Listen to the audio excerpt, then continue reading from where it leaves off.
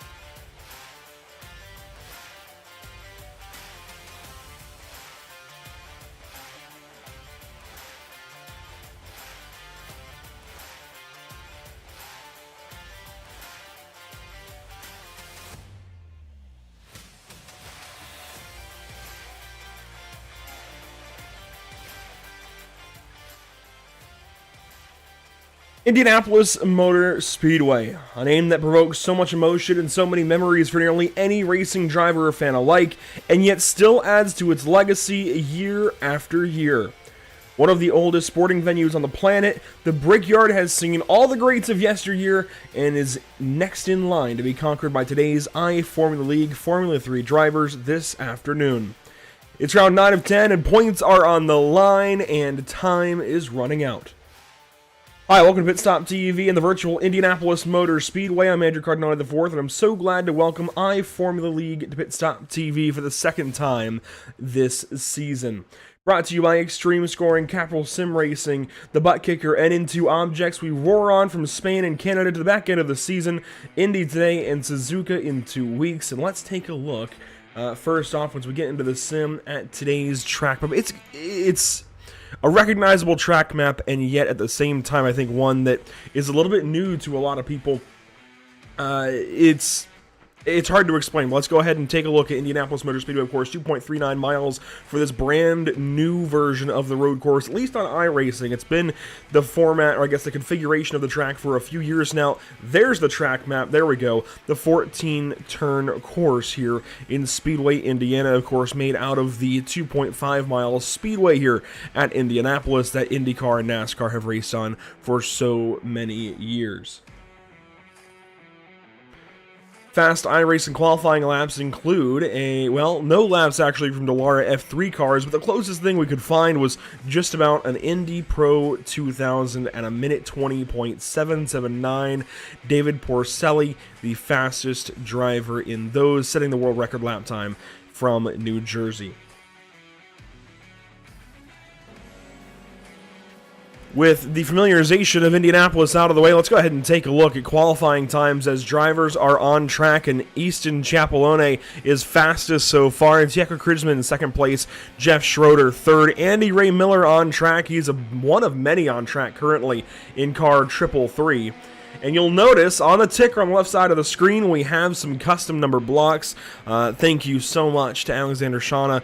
I gotta get that one down. Banana Shanna. But yeah, thanks to Alex Shanna for helping us out with that one. And looks like we have a few to add still for next week. I guess next race at Suzuka in a couple of weeks. But it does look so much better as Andy Ray Miller comes around turn number 10, I believe that was. And we'll wrap up this lap here shortly. Marion Barbaro on track as well. I know he won a feature last time we were here at Barcelona, but obviously there was Canada in between, and a whole lot has changed in the point standings. Speaking of the points, let's take a look at our point standings coming into round 9 of 10 on the season. Jake Potts now 3 points ahead, and that is different from what we saw at Spain about a month ago. Tieko Krizman was leading. James Moller now, and I got that one right this time, has moved into the third spot in standings, and Easton Chapelone rounds out the 4th position. So really, that is what you're looking at for the championship. Those are your 4 drivers. I think Marion Barbaro is just a little bit too far back. Jeff Schroeder, Lucas Link, those guys, yeah, I think they're just a little bit out of contention at this point for sure. But it is worth mentioning throughout this entire top 20 in standings, there's so many battles I think that are worth watching. And you look down around the 17th, 18th, 19th mark, and I mean, you've got 3 drivers within 1 point of each other. Frank Beezer's not too far back, and really Paul Ayala, Ricardo DeMarchi, they're not too far up from Andy Ray Miller, Frankie Francicia, and Jan Turvo. So a lot of drivers on top of each other, and even that 9th through 13th area with Alexander Shanna, Danny O'Keefe, Joaquin Flodman, John Journey, and Weston Epps. Those guys are super close. 4 points, 5 points separating those guys, and there's 5 drivers there. So everything really jam-packed tight through the midfield, and even at the top. I mean, we can't play down a 3-point gap right now for the championship with just 2 rounds left to go. Of course, we do have 2 races today and 2 races in a couple of weeks.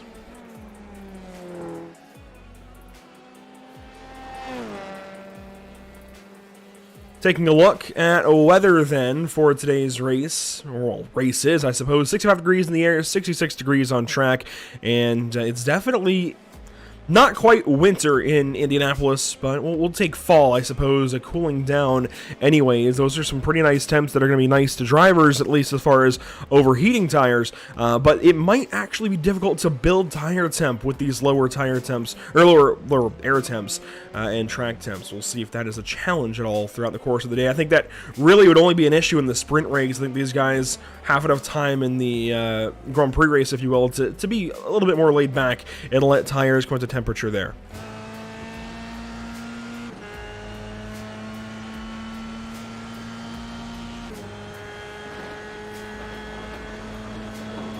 On board with Jeff Schroeder, I know he was a big one a couple of weeks ago at Spain, and he will allow one of his teammates to go on through.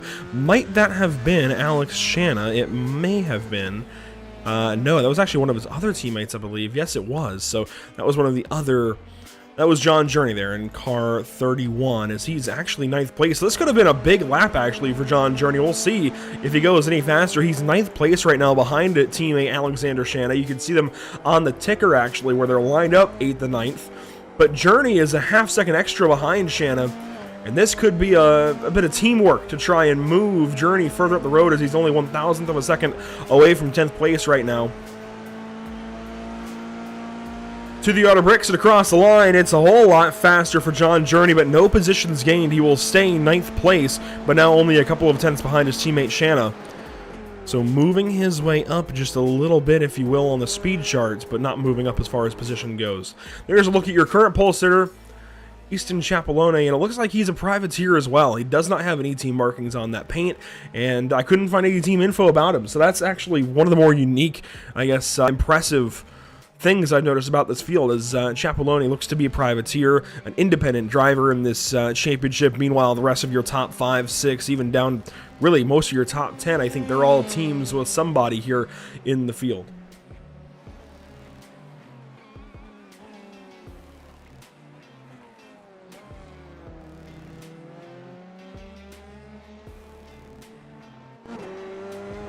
Here's a look on board with Kridgman. Comes in second in points now, 3 points out of the race, or out of the points lead.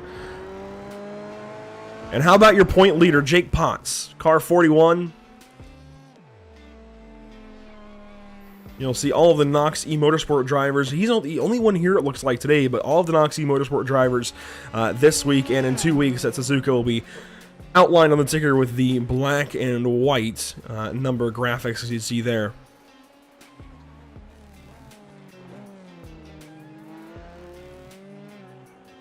Once again, I just want to welcome everybody from the iFormula League Formula 3 Championship. I know we're just kind of watching through qualifying and waiting to see kind of what happens here, but it is such a pleasure to have you guys along at Pit Stop TV. It is really enjoyable to have kind of a new series, and especially these cars on the channel.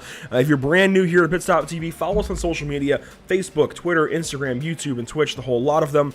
And yeah, we certainly invite you to come along for the ride. We got another league coming up today. This is not the only broadcast we have. In fact, as soon as this wraps up, actually, once we get through each race today, we are going straight to Le Mans, France. So 2 of the oldest and most historic racing venues on planet Earth. Indianapolis, which started out racing, was built in 1909, and Le Mans, which started racing in 1923. So 2 extremely, extremely historic racing venues on the card for today.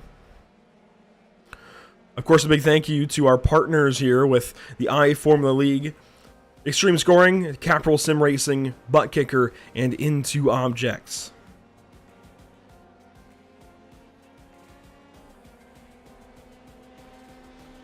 The IFL AM Series is brought to you by Extreme Scoring and is brought to you by Capital Sim Racing. Check out all things Capital Sim Racing based in the Czech Republic at capital.store. A small business feel mixed with high-quality sim racing products, Capital Sim Racing is a must for any sim racer. The IFL Sim Racing, the IFL AM Series, there we go, is brought to you by the Butt Kicker. A proud partner of the iFormula League AM Series, the Butt Kicker provides 3 Butt Kicker Plus units each season, helping these drivers really feel the track. And the IFL AM Series is brought to you by Into Objects, with Rising app Family Money on the App Store. Into Objects is there to help you keep track of and save your money. Qualifying coming to a close in just a moment or 2, or 15, I suppose. Easton Chapelone currently fastest. That has not changed, and I don't think that is going to change. Nobody really looks like they're in any kind of position to change that, although maybe Jake Potts will have a leader coming to the line here in a moment. He's in the final couple of corners. Does the time extend enough for him to get there? The answer is no, and that will do it for qualifying. Chapelone will sit on pole for our Grand Prix race, the longer of the 2. In fact, it'll be 29 laps in all.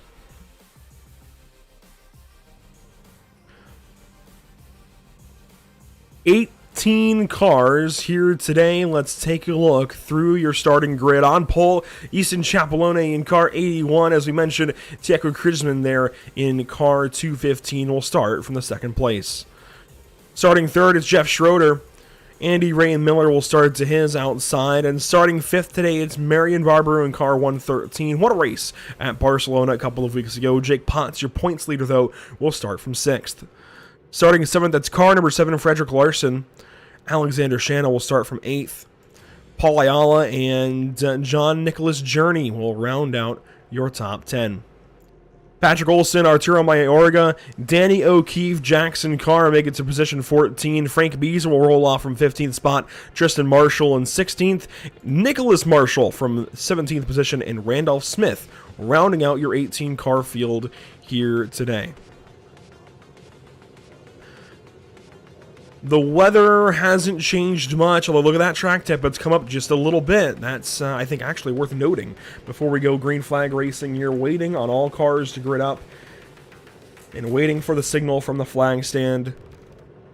They got 29 laps on the card for race number 1 on the day, and then we'll have a sprint race right after the completion of this first race. Just waiting on each car. I think we're still waiting on 2, maybe 3 more cars or so to grid up. Looks like we're waiting on Frederick Larson, Alexander Shanna, and Randolph Smith before we can actually get this race on the road.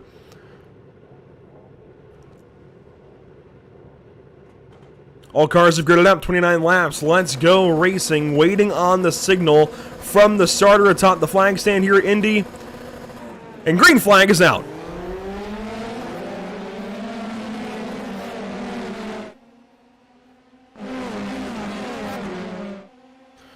Down to the first corner, Yestin Chapelone down to the inside. He starts from pole. Everybody bobbing and weaving, 3 wide of the first corner. A couple of cars out wide.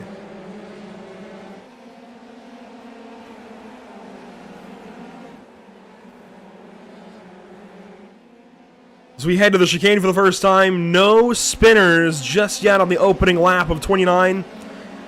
Everybody continuing on through, that's what you like to see.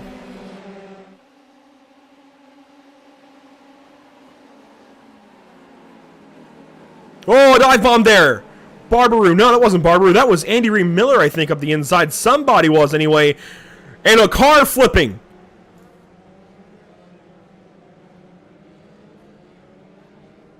Chaos. I don't know any other way to say that. Our leaders down to the second chicane, turn 11, I believe. 11, 12, 13, 14. There we go.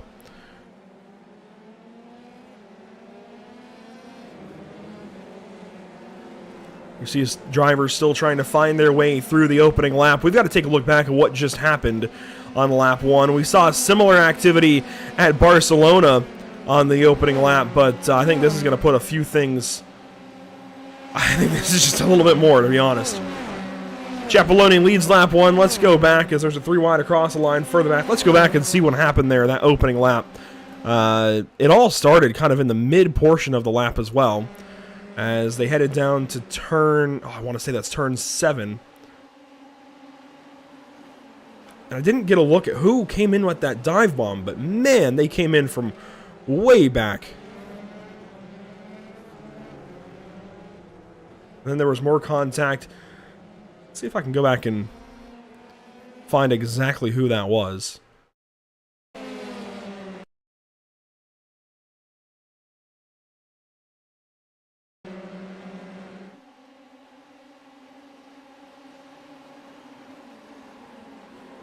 I just can't tell who that is. Is that Shanna? Yeah, that is Shanna, way up the inside at 7.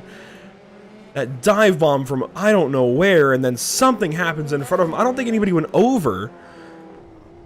Frank Beazer was also off the racetrack.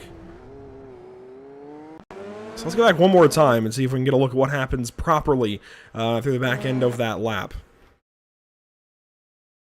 I think this is about where things kind of happen. Actually, it was a couple of cars further forward. So this is the... Oh, that's Ray Miller. Andy Ray Miller on the outside. I thought he was going to go over. Thankfully, he did not.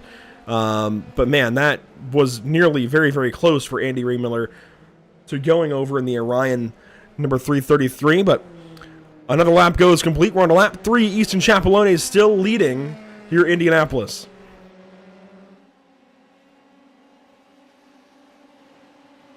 And Andy Ray Miller, by the way, 16th spot after all of that. He's actually in a battle with Frank Beazer. Goes on by the 61. He's on a bit of a mission, honestly, after whatever happened there. I think that was contact potentially with Marion Barbaroo in car 113 from Get Good. And, oh, Beazer on the outside, try to make an attempt. Ray Miller goes way, way deep at 7, and we'll hold him off.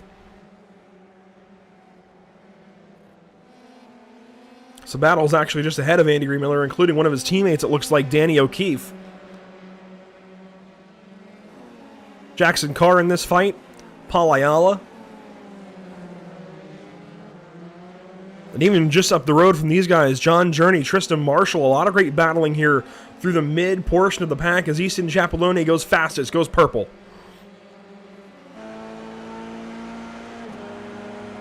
Here we go, a pass attempt. John Journey on Arturo Mayorga. Actually, no, that was on Tristan Marshall getting that spot back.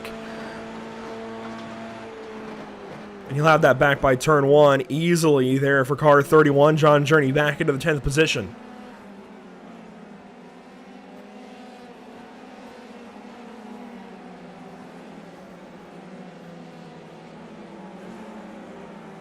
Paul Ayala, meanwhile, in a fight with Jackson Carr and Andy Ray Miller. This is for 13th, 14th, and 15th. They come through the chicane on the backstretch.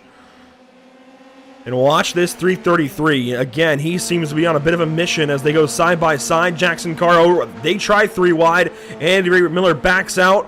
Jackson Carr outside. Paul Ayala inside. Contact. They're going to go around.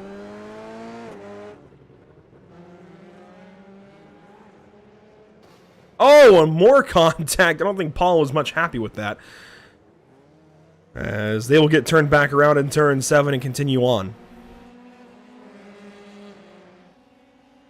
Meanwhile, one more lap goes complete. There goes Easton Chapelone, Ticker Kridgesman, Jeff Schroeder, Jake Potts, Marion Barbaru, and it's purple once more for Chapelone. He is just so quick right now, as we've got a fight with Tristan Marshall and Danny O'Keefe. Actually, not a fight because Tristan Marshall is coming to the pit lane on lap 5. The Blue Frog Motorsport, number 114, has got problems.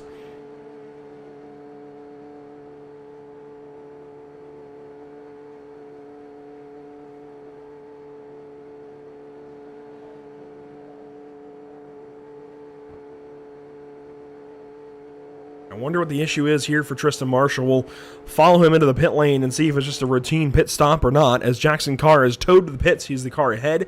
Tristan Marshall taking tires. And I think we saw this at Barcelona as well, where somebody pitted really, really early, came in for their tire stop rather quick, and this could be a similar attempt from Tristan Marshall. Let's go back and see what happened to Jackson Carr, though, in car 97. Of course, he was in that fight with Paul Ayala and got turned around. And it looks like there might have been some suspension damage, as this is a replay for car 9. Oh yeah, that's not going to do it. Oh man, and there goes Randolph Smith through the foreground as well, but this was Jackson Carr. Just trying to get back to the pits. I think, he missed the pit lane. He wanted to pit there and didn't realize where the pit entry was, and I will say, folks, that is why you always want to practice pit entry, even if you feel like you got it down.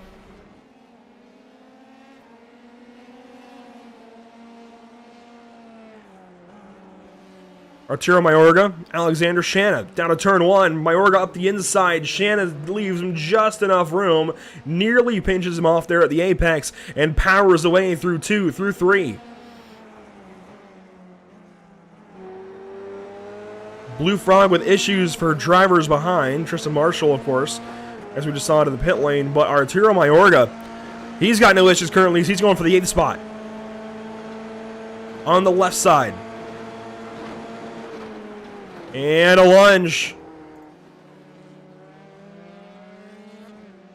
Thankfully, no contact between the Blue Frog and Lumos machines. And Alexander Shanna, by the way, started, I want to say, in that 8th position or close to it. Yes, he did. He's been 8th the entire race. A nice little run so far through 6 laps. But he has got his hands full currently as they work up to turn 12. That is also one of the nicer paints in this series, I gotta say. Everybody at Lumos should be happy with that one, as Checo goes fastest. Purple that lap, a 119, 191. He's about a second back, and if we were watching Abu Dhabi earlier, that would be DRS range, but unfortunately, we do not have DRS in these Formula 3 cars as they worked out of turn 1 again.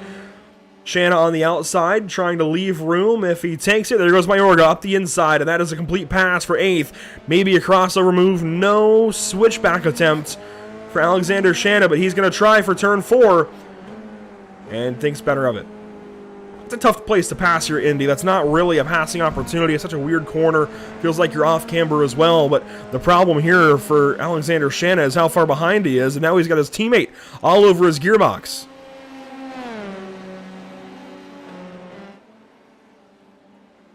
It's an attempt from Shanna there into turn 7, but it does not go well. He does not make that pass or really make up any ground. Marion Barbaroux, though, he's got an attempt at Jake Potts. Turn 12. Jake Potts on the inside. Oh, that car got a little bit sideways, I thought, a couple of times, but that sits just right, gets through the corner.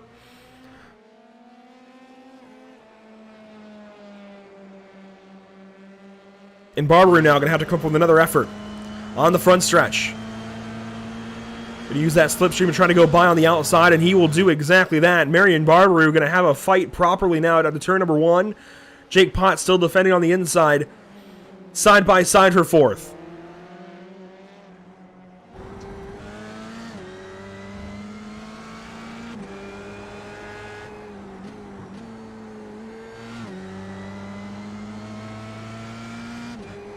John Journey goes by Alexander Shanna behind these guys, but right now this battle for 4th is too good to leave as Jake Potts dances, moving around, trying to break the slipstream.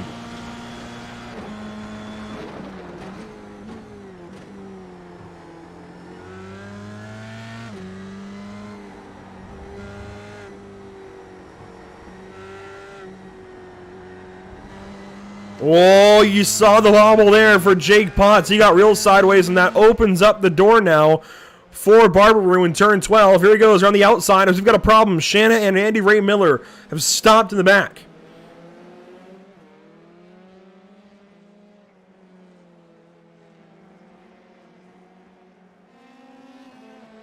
Barbaroux goes nowhere in that battle. Let's go back and see what happened to Alexander Shanna.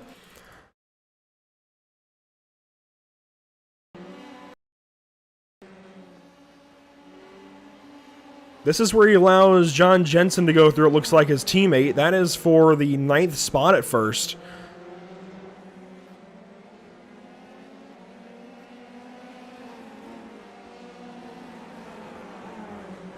The car directly behind is Danny O'Keefe, and then Danny O'Keefe's teammate, Andy Ray Miller, behind these guys from that early lap 1 battle.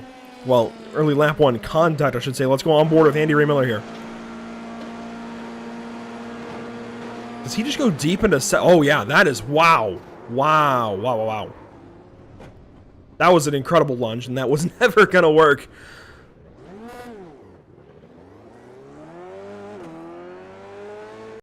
Just after this, there was a battle with Marion Barbaroux and Jake Potts once more. They have sorted that out, but this is a replay of it. Into turn 1. Barbaroux goes around the outside, and Jake Potts, I think, does lose this spot momentarily, but has gained it back. There's some side-by-side contact there. Side pods meeting in the middle. And Barbaroux, I think, just takes it around the outside of turn 4. Maybe, where does he get this? Because he got the spot momentarily. Maybe it was just one of those moments where the sim gave him the lead. Maybe it was here to turn 7.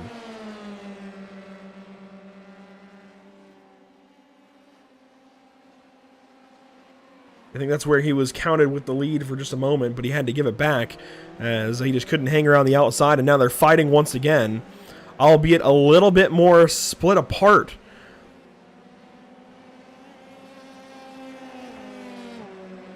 And of course, tire strategy, that's going to be the talk of the next 10 laps or so. These drivers do have to pit.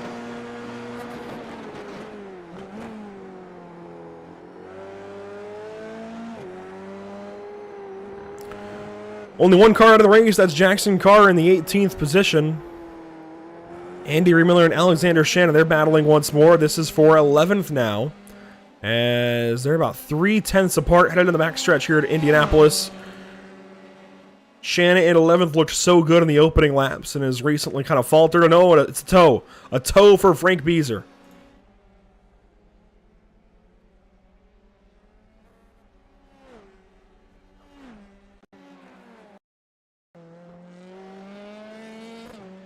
Randolph Smith also with an issue. This is the replay for Frank Beezer, what brings him to the pit lane anyways.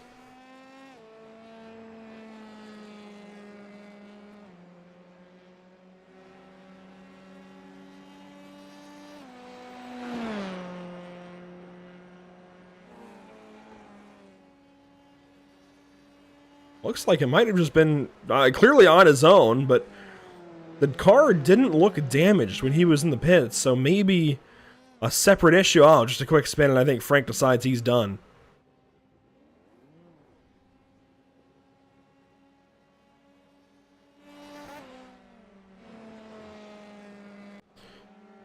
Meanwhile, we've just had a lead change. I'm not sure what's just happened, but we're going to have to catch up on this. Easton Chapelone has just lost the race lead. Seemingly inexplicably. Let's find the replay. There was a car spun around, and I noticed that Checo Kridgeman was closing in, and this is a replay of Easton losing the lead. Down to turn 7, here comes Checo on the outside. Jeff Schroeder in the background, and Easton just goes way deep at 7, and oh man, the defense gone wrong. That is not what you want to do.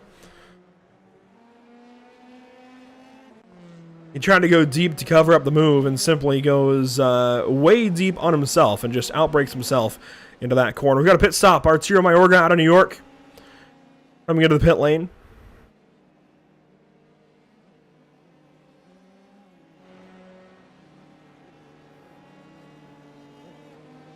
And this undoubtedly for tires. I was just mentioning a few moments ago that we were going to start to see tire stops.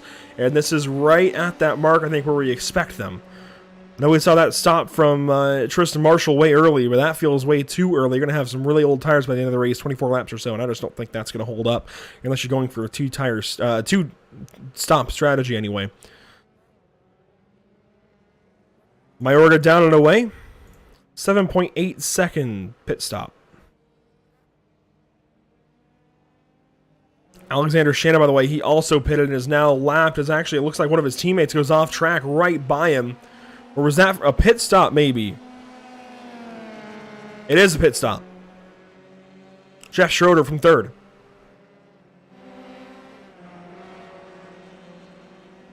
And actually, Schroeder had taken over second spot by the time he comes in here, passing Easton Chapelone in that battle with Checo Kridgeman, as Schroeder will lose all these spots coming in just a little bit early. But this undercut, of course, he's going to have fantastic feeling tires the first couple of laps once he gets them up to temperature. And the temp's coming up to 68-degree track temp. That's not too bad, all things considered.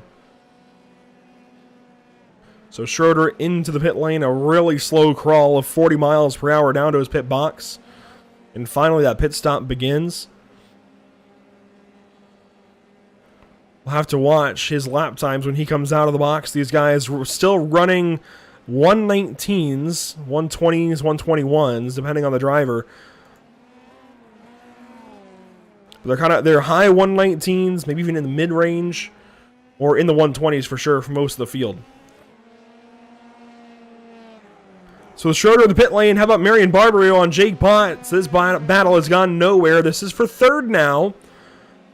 And add Frederick Larson to the fight. 3 cars battling for third, fourth, and fifth.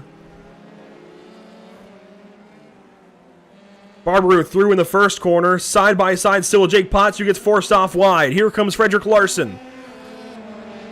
Move Barberio through finally ahead of Jake Potts for third. Larson's trying to find a way by. They're all trying to split the draft.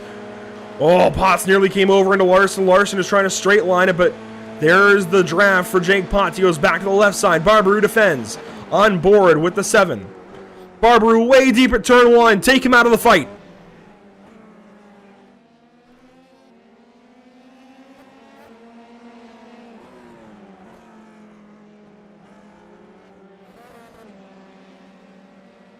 Jake Potts then back through to third place. And now the watch, I think, begins on Jeff Schroeder, who pitted early. A big undercut along with Arturo Mayorga.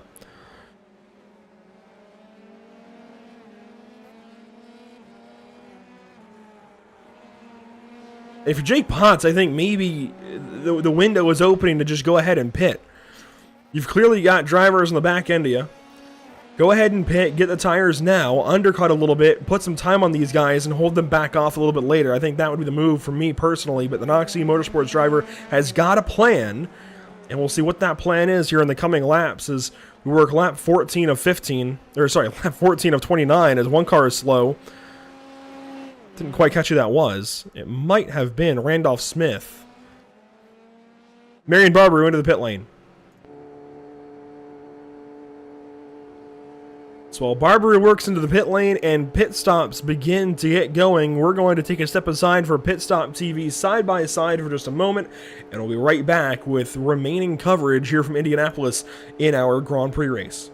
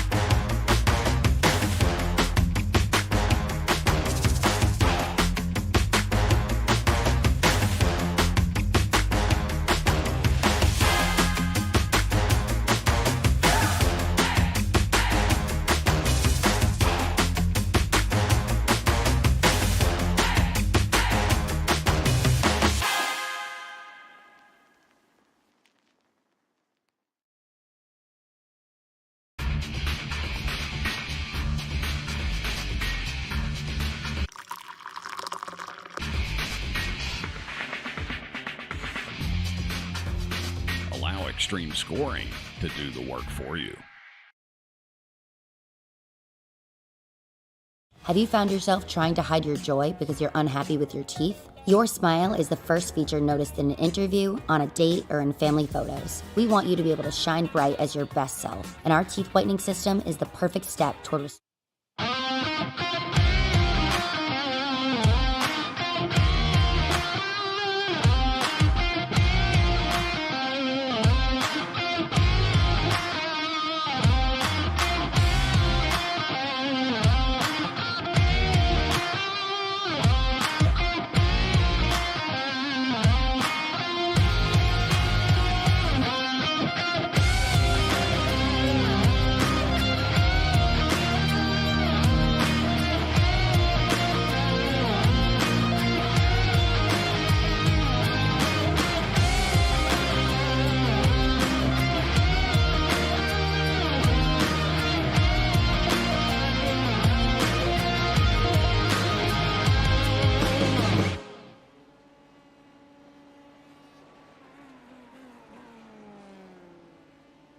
Welcome back to the virtual Indianapolis Motor Speedway. Seemingly inexplicable moves here from Jake Potts. He just sped all the way down pit lane and took a 1-minute penalty nearly. I can't explain it. I've never ever seen anything quite like it, but Jake Potts just intentionally, it seems, sped all the way down the pit lane here in Indianapolis and took a hefty penalty. Let's go back and ride on board for this ride down the pit lane at full speed. And I think this was an attempt to try and circumvent the long pit lane time. He makes no attempt to slow down there. I don't know kind of what's going on. I think this is definitely an attempt. I think he sees how long it takes to go down this pit lane at 40 miles an hour. I think he was trying to bet that he could get in, serve the penalty, and get out before some of these drivers complete their pit stop normally and try and save time that way, but it's not the case. iRacing has already thought of that and serves him a 56 or 55 second penalty or so. And Jake Potts is reasonably out of this race at this point. Jeff Schroeder came in. Checo Kridgman followed just a lap or so ago. In fact, he's on his out lap currently out of Benelux as he works down to turn number 7 on some fresh tires. Some fresh, I want to say Hankook tires, yes, for these Dallara Formula 3s. Easton Chapelone should be next to the pit lane, but he has not pitted yet. Of course, our pole sitter made a mistake trying to defend that lead position as John Journey comes in from California. Good to see iRacer and Brendan Kennedy out in the chat. Thanks for joining us, guys. Kind of warming up the day with some Formula 3 action from Indianapolis Motor Speedway. John Journey coming out of the pit lane, I think trying to... well, hoping that his tires warmed up anyways once he goes back out. Checo Kridgman back at the pit lane. Oh, no. Did not expect this at all for Checo. This is huge. Led the points into Barcelona a few weeks ago when we picked up coverage of this series for the first time. Lost it between Barcelona and Canada. 3 points behind Jake Potts coming into today, and now Jake Potts and Tieco having some big issues. Is this just a drive-through, or is this an extra stop for... I think this is an extra stop and go. Yes, it is. Stop in the box, and he's even putting tires on. Oh, my goodness. Disaster. And he's serving a penalty as well. Jake Potts has actually gone by Tieco. That's how bad this is.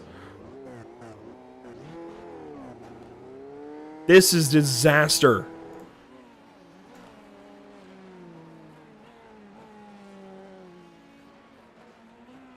This is so unfortunate for Tieco Krujman. He will finally leave the pit lane. He's over 1 lap down. And he will be 14th upon rejoining the course.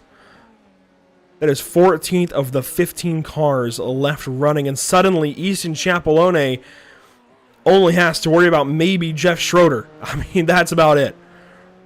And I think Jeff will go by, actually, with the undercut. It's a matter of whether or not Easton can make that time back up. He's finally coming in. He'll have 10 laps to go on these tires.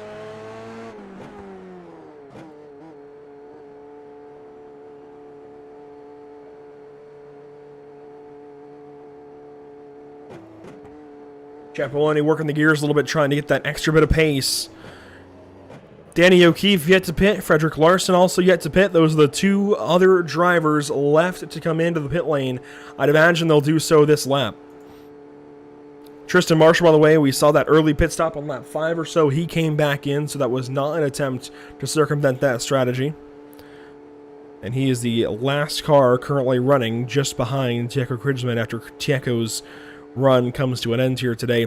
Frederick Larson into the pit lane. Danny O'Keefe will go on by 1 more lap.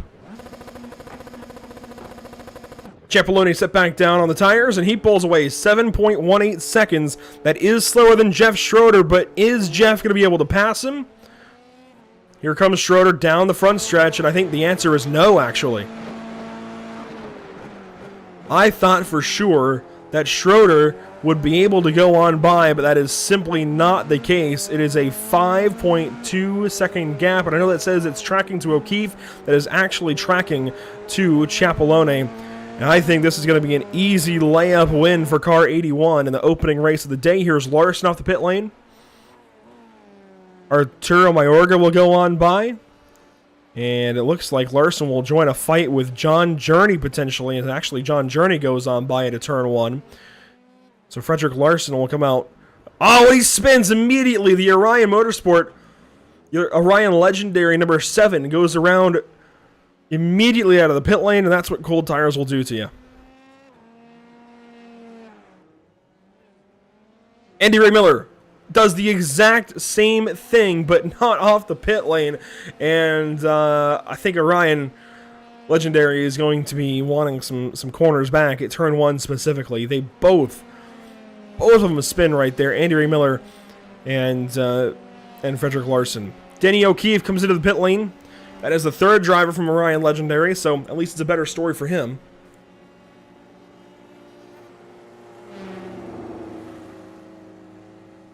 I am curious to hear from the drivers after the sprint race, kind of what the track conditions were like. I mean, we talked, well, I mentioned that it's a little bit cooler than you might expect. It's certainly cooler track temps than you would usually see at Indianapolis for a race. So that's maybe playing into things, a little harder to build those temperatures. Certainly cold tires work out into turn 1 and immediately the back end can come around pretty easily. But it seems like there's been good grip. Just a matter of these guys, I think, trying to push the setups a little bit and find all the speed they can. Danny O'Keefe works off the pit lane. And does the exact same thing as Frederick Larson. In fact, there goes Frederick Larson, and that'll be an unsafe pit exit for Danny O'Keefe as well, that he's going to have to come in and serve, I think. Oh, man. Orion, I feel for you guys. That is painful. Within a lap of each other, all 3 drivers spin in turn 1. I've never seen that.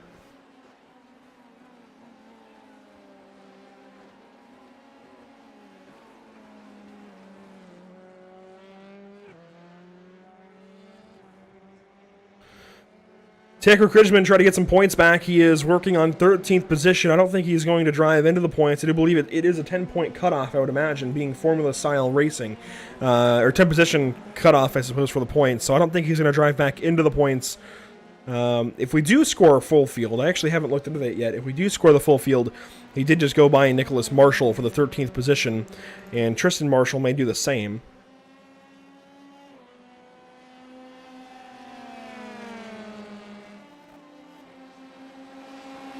Oh, and Danny O'Keefe, yeah, that is an unsafe pit exit. He has to come back in and serve a penalty, and I wonder if it was a similar issue for Tieco earlier, if it was an unsafe pit entry, or if he released the pit limiter too soon and took himself a penalty that way. Meanwhile, Easton Chapelone, this is just one heck of a run at this point. He's got 3.5 seconds back to Jeff Schroeder, and no worries in the world whatsoever. He'll come around to complete lap 22. And it will be 7 laps to go for your race leader at Indy.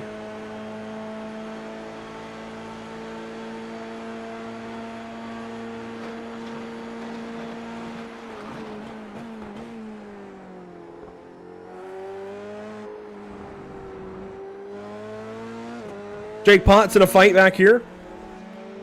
Looks like Jake Potts, Alexander Shanna, and Andy Ray Miller isn't that far back, so if these guys get to fighting, we could see a 3-car race. This is for 8th position. Jake Potts needs these points back. He's your point leader coming into today, but he's had a couple of moments of his own, and he's fallen way down the order. Of course, really the big moment was that he came in and sped all the way down pit lane and took a massive penalty for himself and nearly put himself out of the points. But it looks like he'll drive right back in. He's battling here for 8th.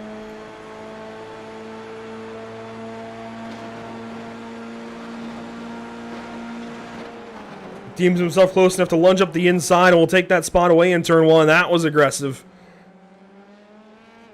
That was really aggressive out of Jake Potts, but he gets the position. That's for 8th spot.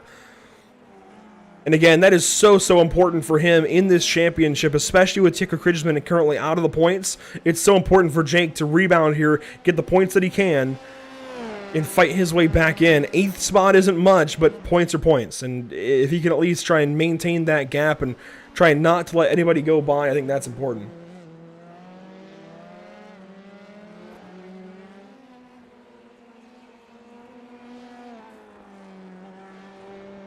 And as they run, let's actually revisit the point standings coming into today. James Malaren not here in car 9. Easton Chapelone, the next one up, 19 points back. He's going to win this race, I think, unless something bizarre happens. I know there's still 6 laps to go, but he should, by all means, win this race and make up a lot of points on Jake Potts and Kridgman and James Malare. So you're looking at, I think, Easton Chapelone potentially walking out of just race 1 with the points lead, and we still have a second race to go, the sprint race coming up here in a little bit. So we've still got plenty of time for this to change, and of course we'll have an invert for that second race on the day, but this is how they came into today. I think it's also worth mentioning Joachim Flodman not here, Weston Epps not here, Ricardo DeMarchi not here today, Frankie Franchicha not here, Jan Turbo not here. So guys like Frank Beezer, Andy Ray Miller, Paul Ayala, Jackson Carr, John Judy, they're going to work up just by default. I don't even see Patrick Olson in the field today, or even Lucas Link. So a lot of these drivers are going to work up the order just by default of actually showing up today and racing. And I think that's pretty important to mention, pretty important for these drivers to take note of.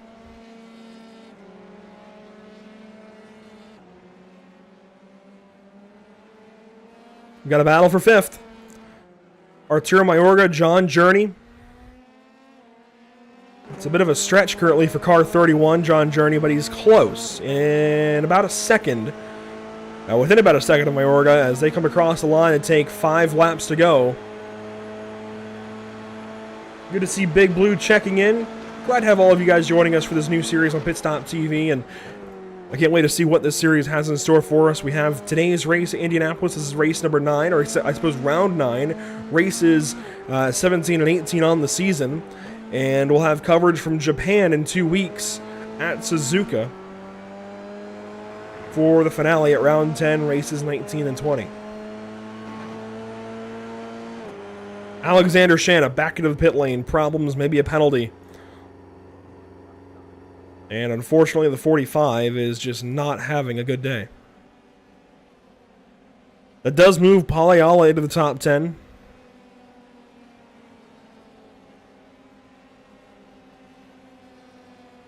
As the Lumos driver works down the long pit lane here in Indianapolis, he should find his box here in just a moment.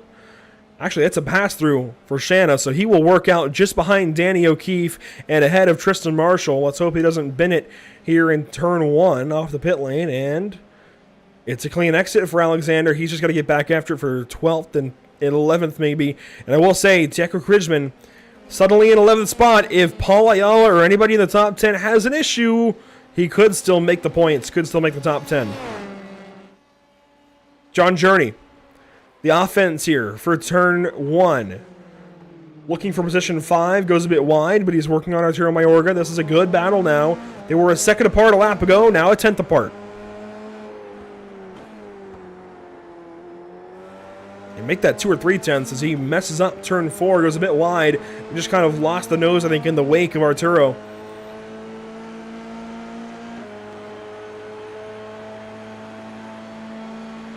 And here comes Journey, looks to the left side, looks to the right side now.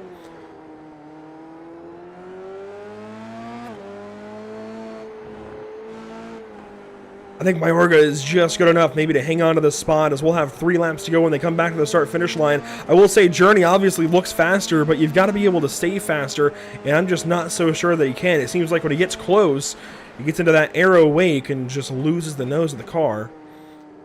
We'll see if maybe he finds something here at the back end of this lap.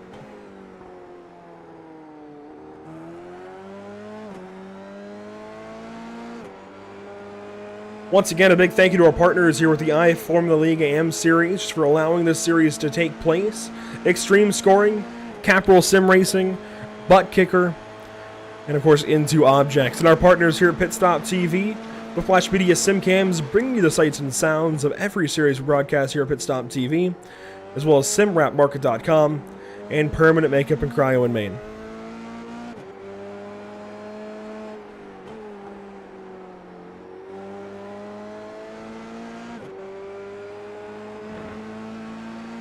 Easton Chapelone out front by 7 seconds. Jeff Schroeder's had some issues on this run and has given that time up, and suddenly it's going to be an easy walk-off victory, it looks like. With 2 laps to go, though, nothing set in stone, or I guess set in brick here in Indianapolis, as Chapelone still has to finish 2 more laps before he can claim this one.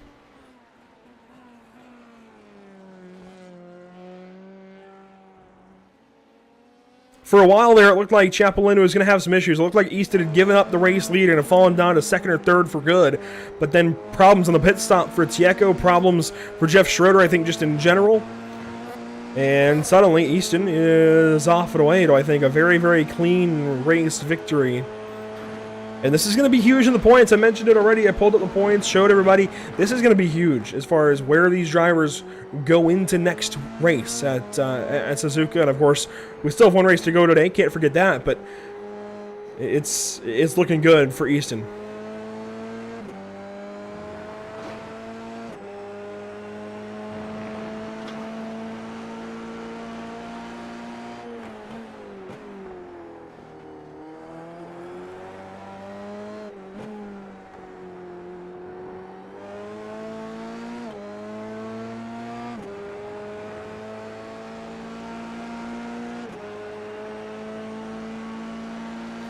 White flag, 1 lap to go, this time by and across the line for Easton Chapelone. White flag brought to you by Whiplash Media Simcams. Behind Easton, Jeff Schroeder, Marion Barber, and everybody else, there's a battle for 5th position still shaping up with Arturo Mayorga and John Journey as they work on a turn 11 to turn 12. Any possibility here? And John gets in deep. Thankfully, no contact. Frederick Larson not too far behind, so 5th, 6th, and 7th could battle here on the final lap at Indianapolis. We'll see as they work back onto the front stretch. Easton Chapelone, though, into turn 7. It's been a nearly flawless race for him. He gave up 1 corner, and that was in turn 7. Gave up 1st and 2nd, but then simply held steady. Did not mess up through the pit stops, did not give up time. and has been perfect since. As Easton works through the final couple of corners for the final time, Indianapolis in our Grand Prix race. He's got one race to go, but he's starting the day batting 1,000 out of turn 14. Easton Chapelone is going to win at Indianapolis.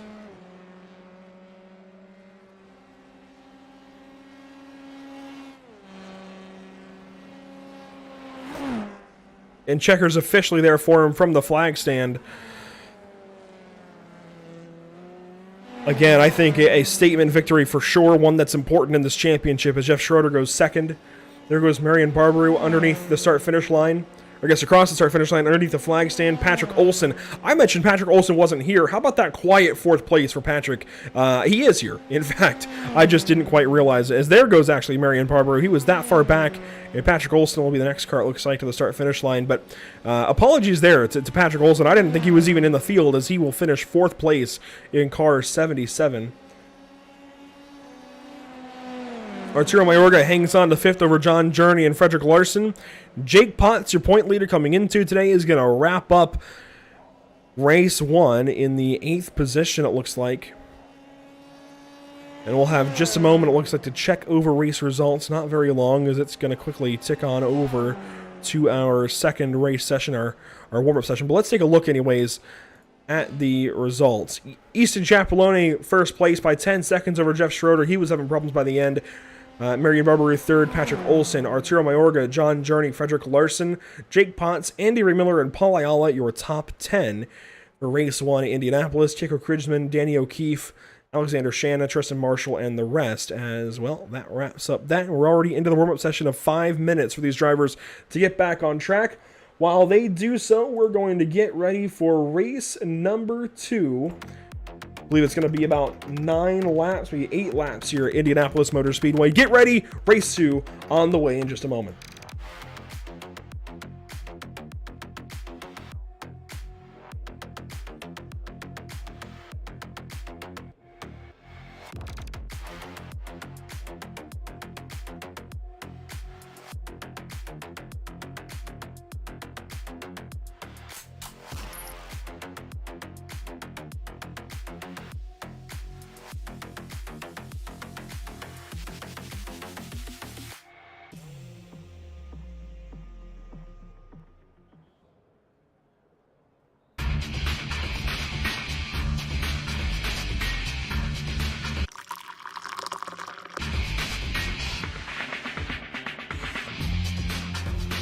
Allow extreme scoring to do the work for you. After months of quarantine, we're all interested in how we can become our best self. The team at Permanent Makeup and Cryo is here to help you get the flawless makeup look every day without the extra effort or time. When it comes to your appearance, you deserve the best care that money can buy.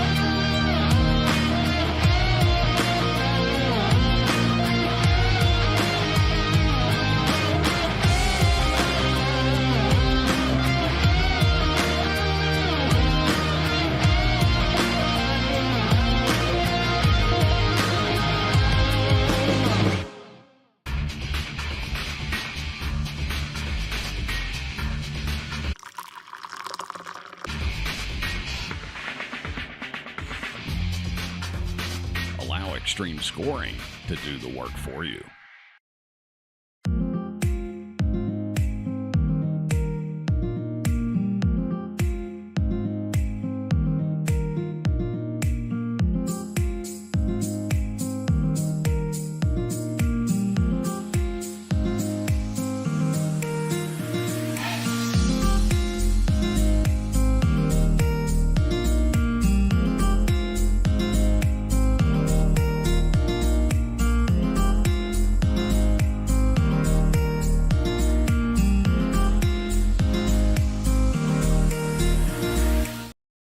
Absolutely. As now we see the drivers make their way into the pit boxes.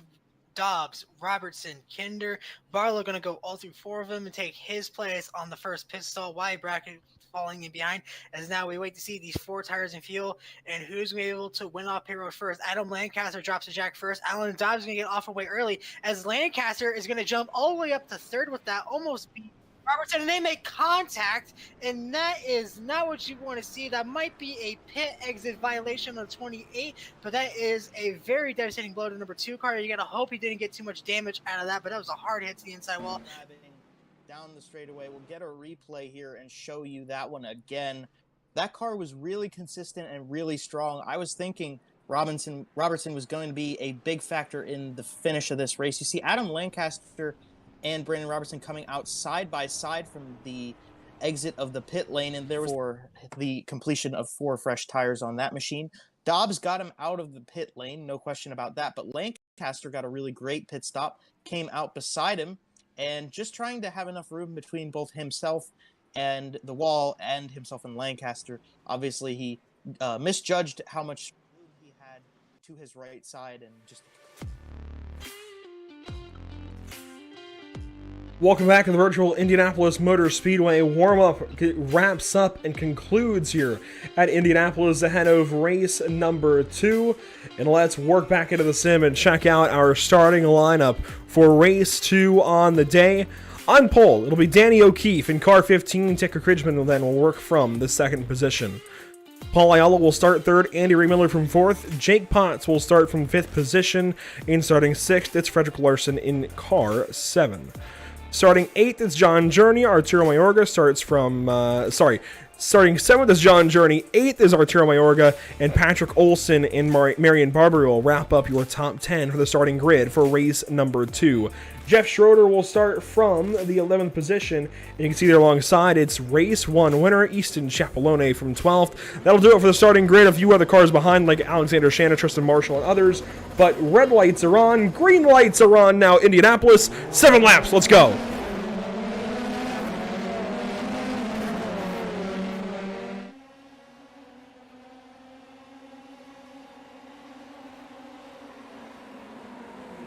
Side by side, and lunging is Danny O'Keefe in turn 1. He goes wide to try and fight Ticker Cridgman, and I think it's going to work as they fight through the first 2 corners, side by side, and finally now Checo pulls away with the race lead. 1 car goes deep, that is Jake Potts, way wide in turn 4, and through the chicane for the first time we'll go.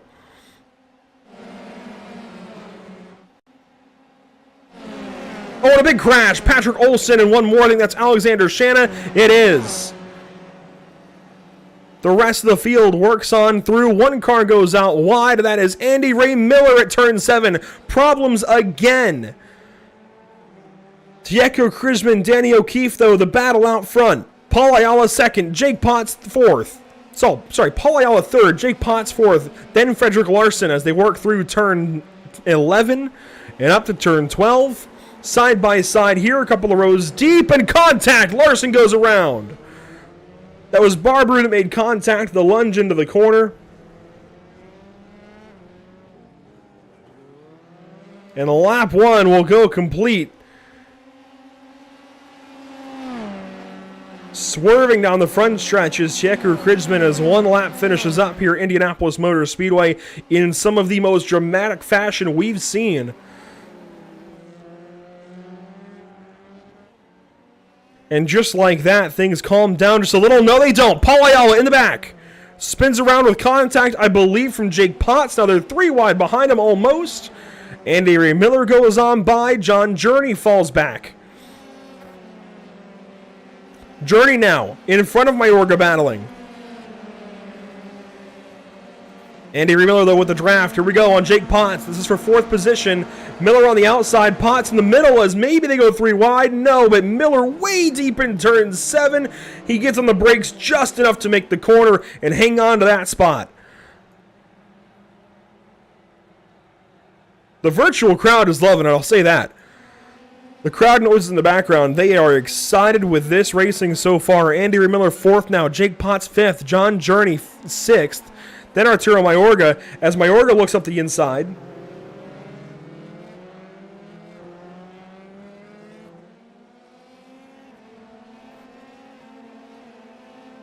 And it's a second gap out front for your race leader, by the way, over Danny O'Keefe and Jeff Schroeder. And it's purple for Tieco that lap. Let's go on board, though, with Arturo Mayorga from the 7th position, chasing John Journey. An exciting perspective here, as you can see cars getting close. Jake Potts, let's go on board there, actually, as he's closed in on by John Journey.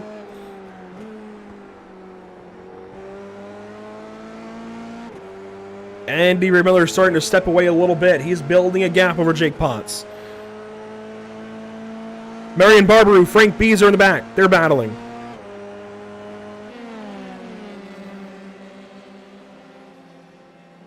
Beazer gives up that spot, falls back to the 10th position.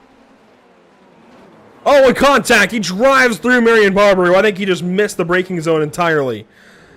That is big.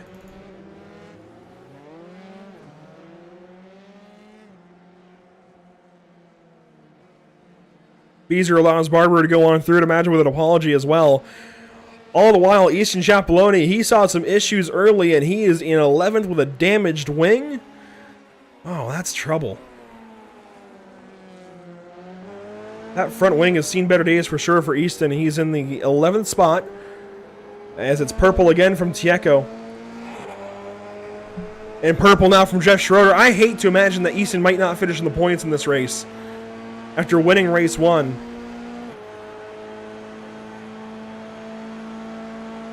It's a possibility. Back forward a little bit as we work lap 4 of 7. Already this race starting to wrap up.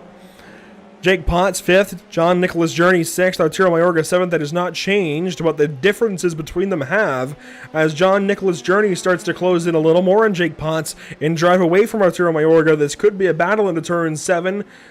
The answer to that, though, is no. Jake Potts, enough of a gap as they work into the 7th corner. As Danny O'Keefe goes off track, he loses 2nd spot. His teammate goes on by, but more importantly, the Lumos driver of Jeff Schroeder moves into the 2nd spot. Actually, I think Danny O'Keefe might have been 3rd already, but regardless, a changing of positions there as we've got a battle. John Nicholas Journey way deep, nearly gets into Danny O'Keefe there in turn 12. Jake Potts on the outside now as he tries to defend that spot from Journey, and contact, and Potts is going to go around. Arturo Mayorga going to try and take advantage. He's on the right side now, and Jake Potts has got to be entirely annoyed by that one.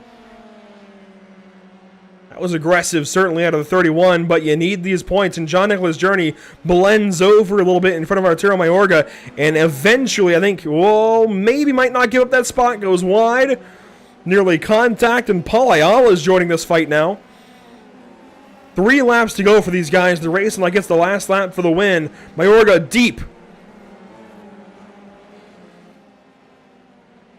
Through the chicane, you can see all 3 cars now in a line. Paul Ayala actually joining this and might have something for Mayorga by turn 7. He's going to look to the inside, and Mayorga covers that up.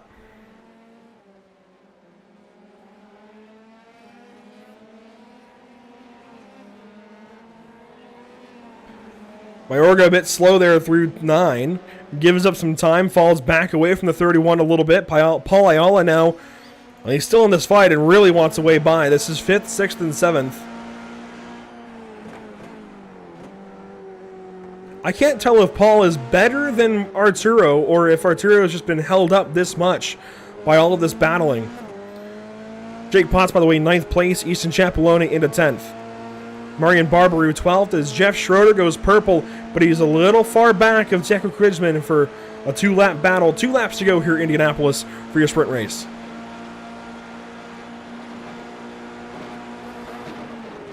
And here we go. Paul Ayala up the inside in turn 1.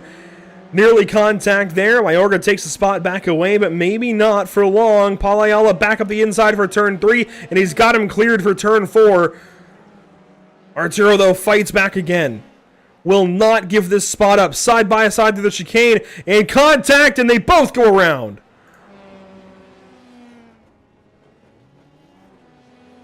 That's the risk you run, and there goes Jake Potts on by for 7th. There goes Easton Chapeloni. He's going to go by for 8th spot. And he's going to bring, it looks like, Patrick Olson, although Patrick Olson is a lap down in 15th spot. All the while, up front, your race leader, Tieko Kridgman, has had a clean 6 laps so far. He's looking to make it 7 as he works out of turn 14 and will take the white flag in the sprint race, brought to you by Pit Stop TV. I'm sorry, by Whiplash Media, some cams. There we go. I've only said that one about 100 or 300 times in the last couple of years and got that one wrong still somehow. As Tieko works into the first corner, he's got 2.5 seconds back to Jeff Schroeder. And somehow I don't think that gap is going to narrow.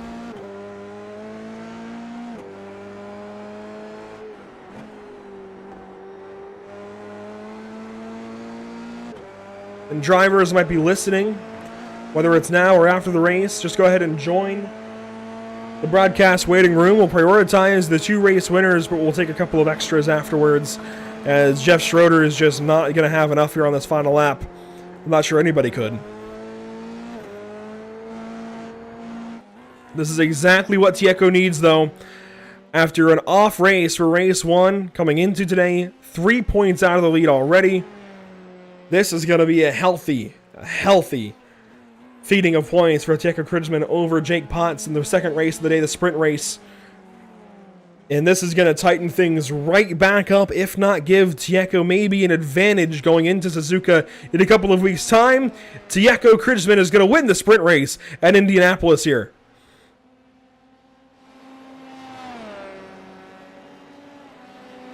And we're not done. Easton Chapeloni battling with Jake Potts for the final couple of corners. There might not be any change, but they are awfully close. And it looks like they will stay in that order as they work to the start-finish line. Maybe a move from Easton Chapeloni, but it's not in time for the start-finish. And he'll finish 8th.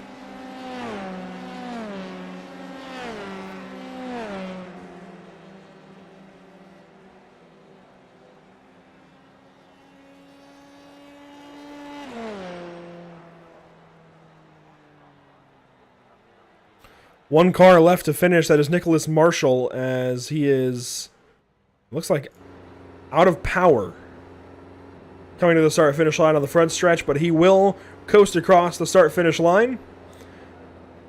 Then we can take a look at our full rundown of our sprint race here from Indianapolis Motor Speedway. A big win for Tieko Kridgman there in car 215. Jeff Schroeder finishes 2nd. Andy Ray Miller there in 3rd. Then Danny O'Keefe, John Nicholas Journey. Frederick Larson, a big comeback, along with Danny O'Keefe. Really, all of Orion Legendary that had such a terrible time in race 1, they came back big time. So props to all 3 of them finishing 3rd, 4th, and 6th in this sprint race. Jake Potts there in 7th. Easton Chapeloni, 8th. Arturo Mayorga and Paul Ayala wrap up the top 10. Further back, you find Marion Barberu, Frank Beezer, Nicholas Marshall, Tristan Marshall, Patrick Olson. Tristan and Patrick 1 lap down. And then Alexander Shanna, a terrible second race, unfortunately, after issues on lap 1, it looks like. Randolph Smith along with him, and Jackson Carr did not make the call for the start of race number 2. All in all, I think definitely the strongest day has to go to Easton Chapeloni. Maybe Tieko Kridgman if he didn't have that pit penalty. Just a wild day in Indianapolis, and I cannot wait to see how points work out. It looks like Tieko's already here. How about that? And Tieko, I know we didn't get to talk to you at Barcelona a couple of weeks ago. Hopefully you can unmute your mic there. I'm not sure how the channel's set up, but Well, Tieko, how about today then? I know it was an off week at Barcelona when we were here last time. You didn't do so hot there, but today you come back and you were strong in race 1. But what happened there in the pit lane? Of the pit lane, and then I got a penalty, so I had to get back in the pits again the lap after. And when all of that happens like that, how do you rebound and then come back and fire off with a big win like that in race 2? Well, I was just trying to go for the P12 in the main race, so I would be P1 in the sprint race, but I got P11 then, so I could start P2 in the sprint race. So yeah, then I just knew that I could fight for that win in the sprint, so I at least got a couple of points. And of course, this is going to tighten things right back up. Anything you might have lost in race 1, you gain back in race 2, especially with Jake Potts finishing further back. How do you look at Suzuka then? How do you attack Suzuka to try and win yourself a championship? Yeah, it's going to be very tight. I don't know if it's going to be a 3-way battle. I don't know if Easton is in there as well. But yeah, Suzuka is a really nice track. I love it. So yeah, I'm excited for that. And I have to ask, what is the correct, in your dialect language, however you want to say it, correct pronunciation of the name here? In Dutch, I pronounce it as Tico Krijgsman. Okay, that's... So not Tieko, yeah. Okay, so Tico, does that work correct? Exactly. So Tico, yeah. okay. That is fantastic. Now, say the last name again? Krijgsman.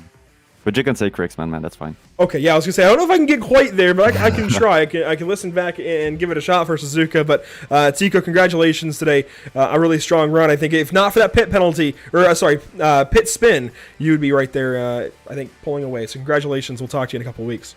Yeah, thank you, bro. Thanks for the stream. No problem. And that's Tico Krijgsman finishing first, most importantly, in race number 2. Now let's hunt around a little bit. I want to look for Easton potentially if he's around. I don't see him, unfortunately. The only ones that I do see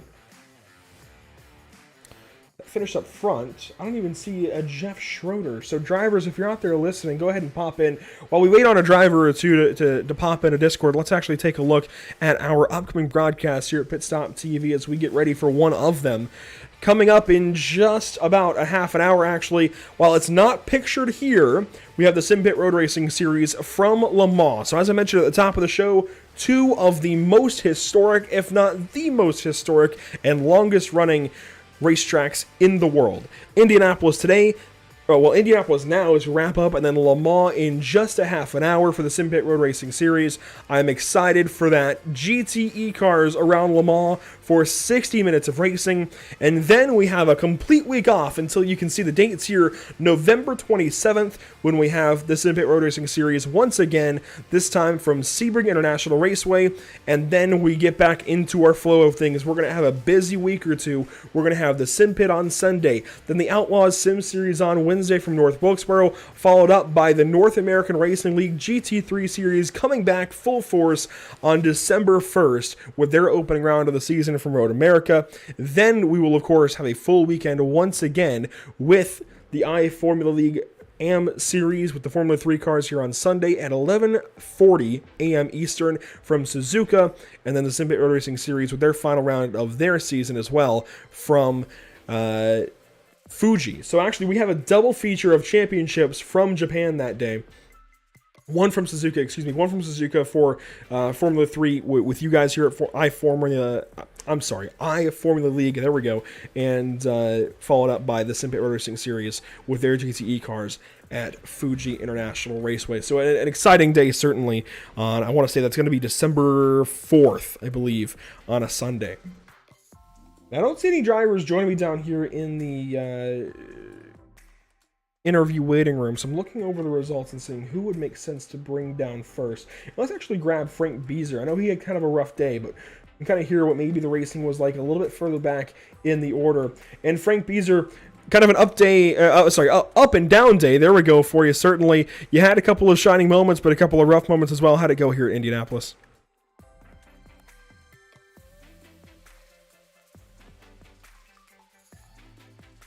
Frank Beezer, do you have a copy?